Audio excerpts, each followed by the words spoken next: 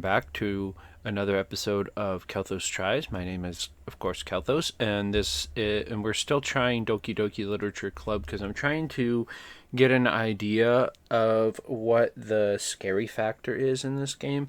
But last time I played, I'm starting here because last time I played, I exited the program after the second episode of this series, and it came to like this desktop looking thing, and I just hit quit and left. But then when I came back, it like kind of acted like it crashed or something, like fake crashed, and then it went to this page. So I was gonna just check this out and see what it's all about. It looks like it's just settings and stuff like that, but we'll see. So yeah, in this episode we're gonna continue. Data collected 7%. What sort of data? And is game collecting it, or am I? Anyway, yeah, in this episode we're going to continue and see what this game's all about. So here we go. Okay, and then this is different soundtracks we unlocked. Okay, different pictures we unlocked so far. We'll look at all these at the end of the game too, if there's going to be more. What is that? Oh, the little characters.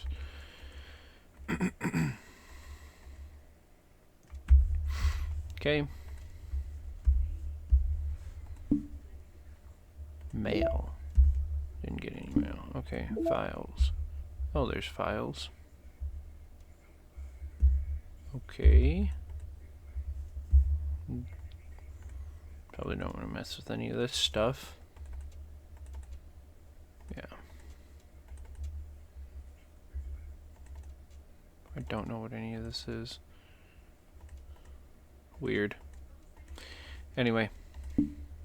Side stories. The side stories are stories of friendship that are unrelated to the events of the main game. To get all 6 side stories, try writing poems for different characters and viewing their special scenes in DDLC. Okay, so we have Trust Part 1 and Trust Part 2, but we didn't unlock that one, it looks like. Okay, we'll look at those at the end too.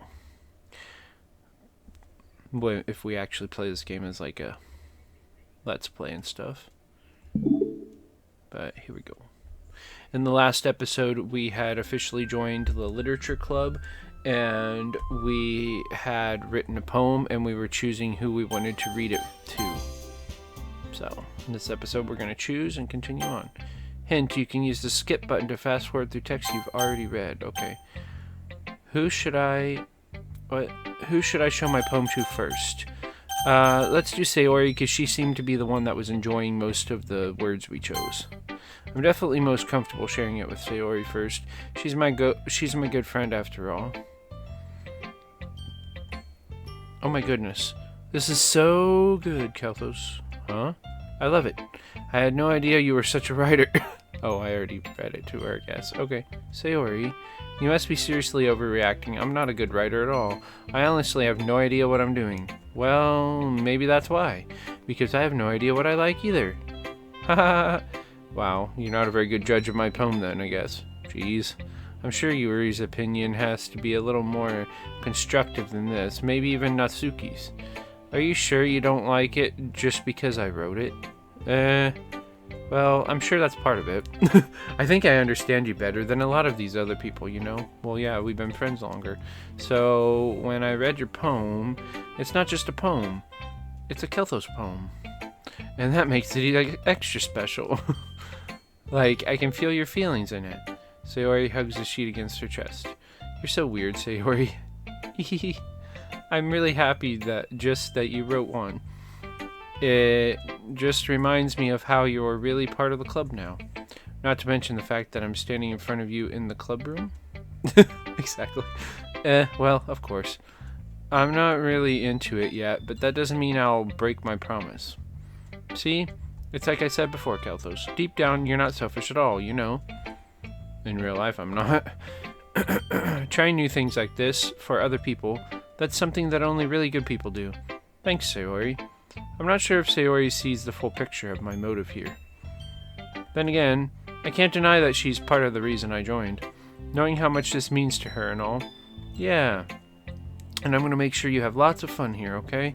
That will be my way of thanking you. Alright, I'm going to hold you to that then. Yay! Now, you'll read my poem too, right? Don't worry, I'm really bad at this. We'll see about that. Dear sunshine, the way you glow through my blinds in the morning, it makes me feel like you missed me. Kissing my forehead to help me out of bed, making me rub the sleepy from my eyes. Are you asking me to come out and play? Are you trusting me to wish away a rainy day? I look above, the sky is blue. It's a secret, but I trust you too. If it wasn't for you, I could sleep forever, but I'm not mad. I want breakfast. Okay. Pretty good.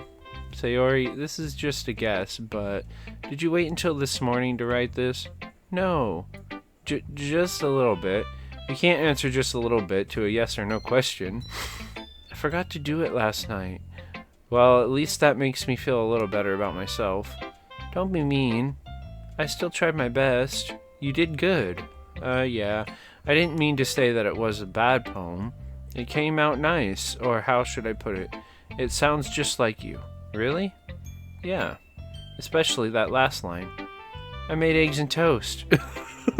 Even though you were late to school. It's bad to skip breakfast. I get all cranky. Well, I guess there's no point in arguing. Anyway, thanks for showing me. Hehehe. This was so much fun. Monica's the best friend. Yeah. Monica's the best. Yeah. But next time I won't forget. And I'm going to write the best poem ever. Well, I guess I look forward to it. You should. Who should I show my poem to next? Let's show it to Yuri. She seemed to... Well, I don't know. Let's show it to Monica. She's the one who, welcomed us to the club first, so... Hi, Kelthos. Having a good time so far? Yeah. Good. Glad to hear it. By the way, since you're new and everything, if you ever have any suggestions for the club, like new activities or things we can do better, I'm always listening. Don't be afraid to bring things up, okay? Alright, I'll keep that in mind. I shall indeed. Of course I'll be afraid to bring things up. I'm much better off just going with the flow until I'm more settled in. Me too. Anyway, want to share your poem with me? It's kind of embarrassing, but I guess I have to. Ahaha. Don't worry, Kelthos. We're all a little embarrassed today, you know? But it's the sort of barrier that we'll all learn to get past soon. Yeah, that's true. I hand Monica my poem. I like this one. It makes me think of something Sayori would like. Is that so? You and Sayori are really good friends, right? I wouldn't be surprised if you had those sort of things in common. Ah, well, we may be good friends, but Sayori and I are actually really different. Well, that may be the case, but maybe there are also some similarities that you wouldn't expect. I mean, this is always possible. The way she talks about you, it sounds like the two of you really care about each other's well-being. Even if you show it in different ways, it ends up being more similar than you'd think. Makes sense. So I think that's the kind of vibe I get when reading your poem. You sure you're not reading into it too much? I could be. Oh gosh, I sound like Yori. But in any case, Sayori's writing, it has kind of a gentle feel to it. I can tell that she likes exploring with emotions like happiness and sadness. Who knew that someone so happy would enjoy sad things too? Yeah, that's totally unexpected. Well, to each their own, and you shouldn't be afraid of experiment a little bit either. I'm sure I'll end up trying different things a lot. It could take a while before I feel comfortable doing this. That's okay. I'd love to see you try new things. Well, thank you for being so supportive. That's the best way to find the kind of style that suits you. Everyone else might be a little bit biased toward their own kinds of styles, but I'll always help you find what suits you the most. So don't force yourself to write the way everyone else wants you to write. Yeah, you should write the way that you want. I mean, I don't know much about writing besides the stories that I write, but... It's not like you have to worry about impressing them or anything. Anyway, do you want to read my poem now? Don't worry, I'm not very good. You sound pretty confident for someone who claims to not be very good. Well, that's because I have to sound confident. That doesn't mean I always feel that way, though. So you just put on like a facade. Makes sense. I see. Well, let's read it then. Hole in the wall. It couldn't have been me. See the direction the The spackle protrudes. A noisy neighbor? An angry boyfriend? I'll never know. I wasn't home.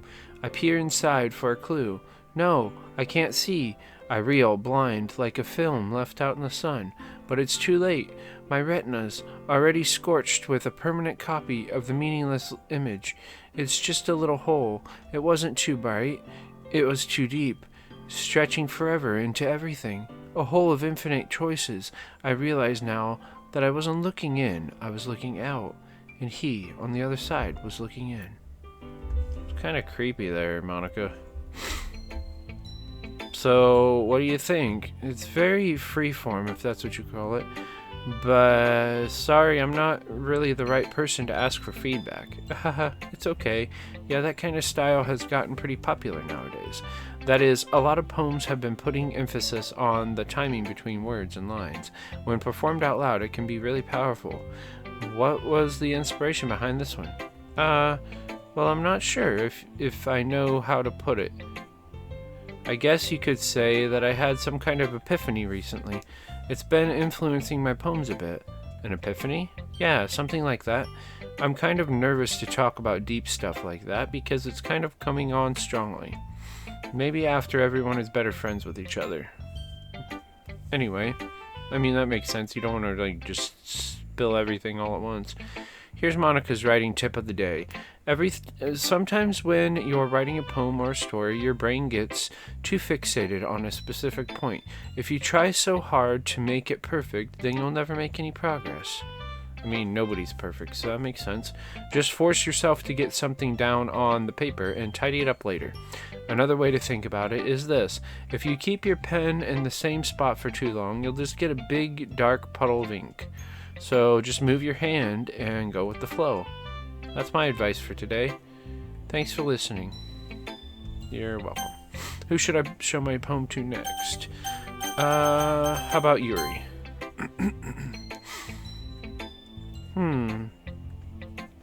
Yuri stares at the poem. A minute passes, more than enough time for her to finish reading. Sorry, I forgot to start speaking.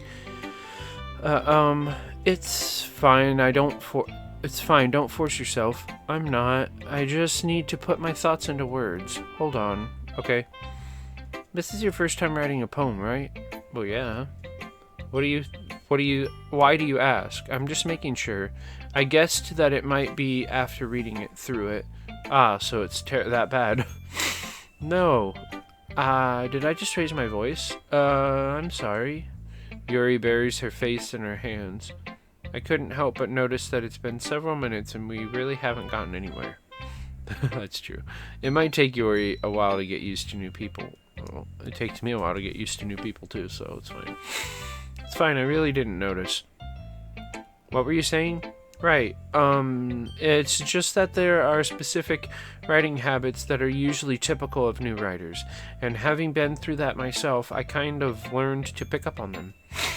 I think the most noticeable thing I recognize in new writers is that they try to make their style very deliberate. In other words, they tend to pick a writing style separate from the topic matter, and they form-fit the two together.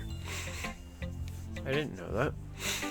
The end result is that both the style and the expressiveness are weakened. Once Yuri finds her train of thought, it's as if her demeanor totally changes. Her stammering is completely gone and she sounds like an expert.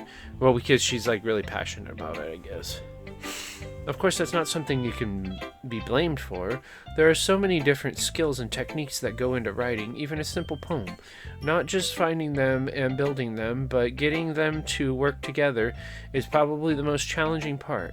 It might take you some time, but it all comes with practice and learning by example and trying new things.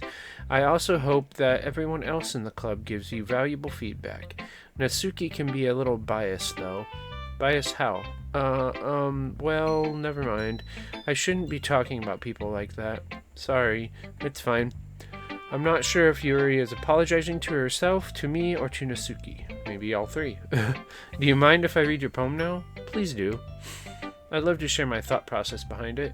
Yuri smiles dreamily as if that's a rare opportunity for her. Which itself is kind of funny.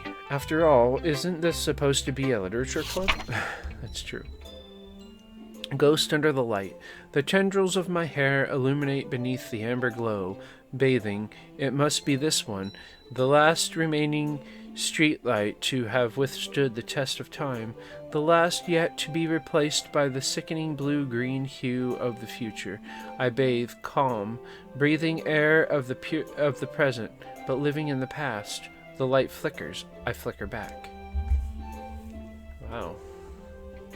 Sounds kind of deep, but I don't know if she actually meant it to be. But I'm sorry, I have such terrible handwriting. What? I wasn't thinking about that at all. I wasn't either. But it took you a long time to read. Well, I just don't read script very often. I actually think your handwriting is pretty. That's a relief. Also, I liked the poem. Even though it's short, it was really descriptive. It was. It wasn't too short. I usually write longer poems. Not at all. I'm really glad you like it. I'll be honest. Since it's our first time sharing, I wanted to write something a little more mild. Something easy to digest, I suppose. Are you into ghosts, Yori?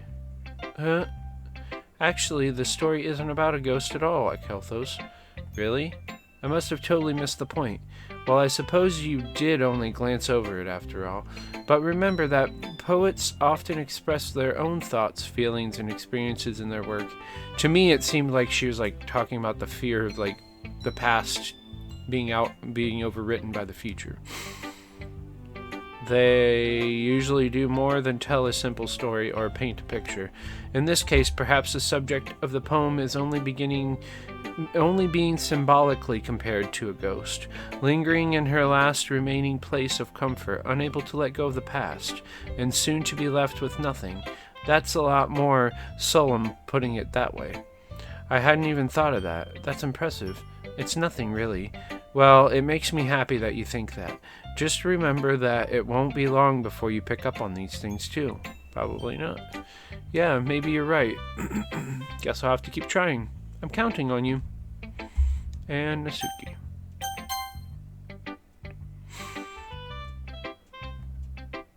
Well, it's about what I expected from someone like you. What is that supposed to mean? That's a little blunt.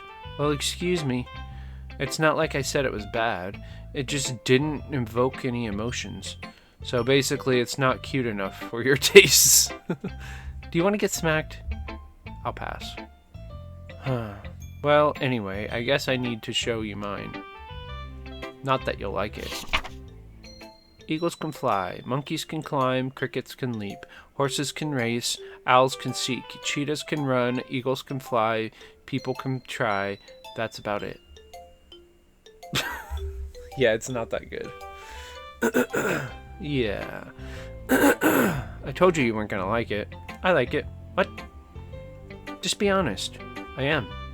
Why are you so convinced that I wouldn't like it? Well, because everyone in high school thinks that writing has to be all sophisticated and stuff, so people don't even take my writing seriously. But isn't the point of a poem for people to express themselves? Your writing style wouldn't make your message any less valid. I mean, that's true. Yes, exactly. Like when it's easy to read, but it hits you hard. Like in this poem. Seeing everyone around you do great things can be really disheartening, so I decided to write about it. Yeah, I understand. But the other nice thing about simple writing is that it puts more weight on the wordplay. Like, I set up for a rhyme at the end, but then made it fall flat on purpose. It helps bring out the feeling in the last line. So you did. I guess more went into it than I realized. That's what it means to be a pro. I'm glad you learned something. Don't be overconfident, though. Didn't expect that from the youngest one here, did you? Yeah, I guess not. I decided to humor her with that last comment. I don't really care how old everyone is, but if Nasuki is feeling proud, then I won't take that away from her. That's good. Phew, I guess that's everyone. Glance around the room. That was a little more stressful than I anticipated. It's as if everyone is judging me for my mediocre writing abilities. Even if they're just being nice, there's no way my poems can stand up to them. This is a literature club, after all. I sigh. I guess that's what I ended up getting myself into. Across the room, Sayori and Monica are happily chatting. Well, I guess in the next episode we will have to figure out what they're chatting about, because I have to go, and that was the timer. So yeah, in the next episode we'll figure out what they're talking about and see if we can't get better at writing and see where this story takes us. But I think the next episode is going to be the last episode, so we can move on to another game. But I'll hold my judgment on this game until then. So yeah, I want to thank you all for watching, and if you like what you see, I suggest you subscribe to my channel so you can see the new videos I post every single day. And if you really like the videos, I'd really like it if you could leave a thumbs up and a comment. That way I could have some interaction on my channel and know that people are actually watching and actually care. And if you want to know when I post my videos, exactly when I post them, the best way to do that is to turn on your notifications as well. Talk to y'all later. Bye-bye.